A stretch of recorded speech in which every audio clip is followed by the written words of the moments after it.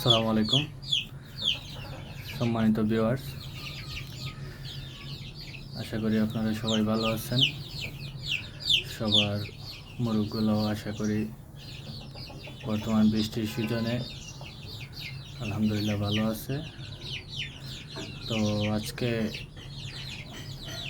একটা ভিডিও করতেছি আপনাদের জন্য যে মুরগের ব্রিডিংটা আসলে কীভাবে দিলে সবথেকে ভালো হয়।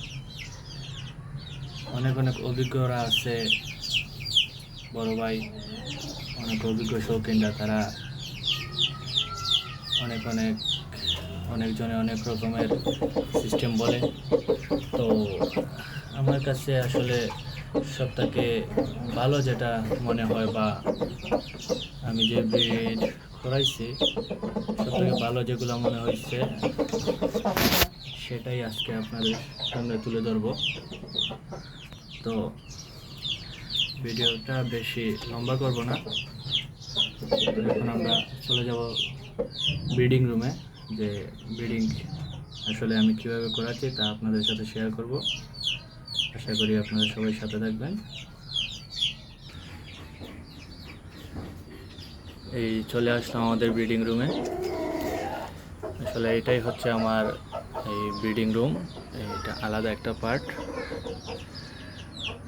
তো আমি যতটুকু এতদিনের মুরগ পুষে বুঝেছি, আসলে এরকমই মুরগ ব্রিড করানো সব থেকে ভালো।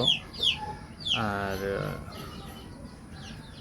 আমি যতটুকু জানি যে 100% যে কোনো মুরগের ব্রিড করানোর জন্য এই প্রসেসটাই সব থেকে ভালো। আমি যতবারই এই প্রসেসে ব্রিড করাইছি আসলে ততবারই আমার 100% ব্রিড আসছে।